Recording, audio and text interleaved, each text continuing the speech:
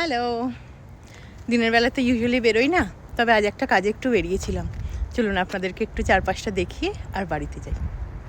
আজকে আপনাদের দেখাতে নিয়ে যাচ্ছি সেই রেলওয়ে স্টেশন, যার কথা আগে একদিন পোস্টে লিখেছিলাম।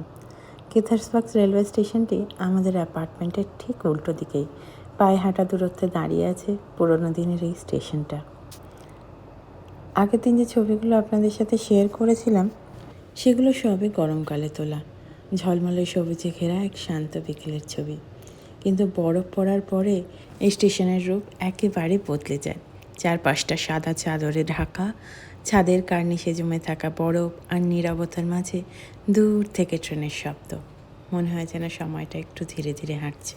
এই রেলওয়ে স্টেশনটি তৈরি হয়েছিল 1884 সালে, বাল্টিমোরে এবং ওহাইও রেল রোডের লাইনের অংশ হিসাবে। তবে একটা জিনিস সত্যি, রেলওয়ে স্টেশনটা এখনও একইভাবে দাঁড়িয়ে আছে। সময় অনেকটাই পেরিয়ে গেছে, কিন্তু পুরনো দিনের ইট, কাঠ, পাথর যেন এখনও সেই সময়ের গল্প বলে। ছোটোবেলা থেকে আমেরিকা বলতেই আমি বুঝতাম অনেক বড় বড় গাড়ি, বড় বড় রাস্তা, আর শুধু পাবলিক ট্রান্সপোর্টই চলে এখানে। তবে এখানে এসে সেই ধারণা আমার একটু হলেও বদলেছে।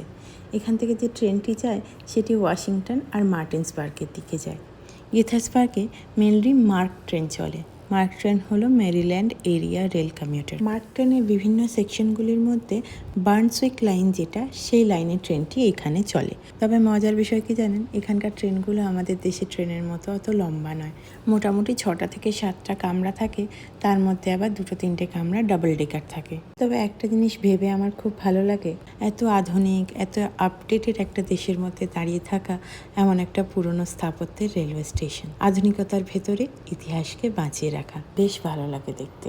কিন্তু একটা কাজে বেরিয়েছিলাম, আবার অন্য একদিন এসে এখানকার মিউজিয়ামটাও আপনাদেরকে ঘুরে দেখাবো। খুব সুন্দর এদের একটি রেল মিউজিয়াম আছে, আর আছে বাচ্চাদের জন্য একটি খেলার জায়গা। এই যে এটা হচ্ছে বাচ্চাদের খেলার জায়গা, এবং এর ঠিক উল্টো দিকেই আরও একটি ট্রেনের বগি রয়েছে, দেখতে পাচ্ছেন। এটাই হচ্ছে মিউজিয়ামটা। যাই এবার বাড়ি থেকে ফিরি। ভিডিওটাও আজ এখানে শেষ করছি। ভিডিও ভালো লাগলে অবশ্যই একটা লাইক করে দেবেন। সবাই খুব ভালো থাকবেন। নমস্কার।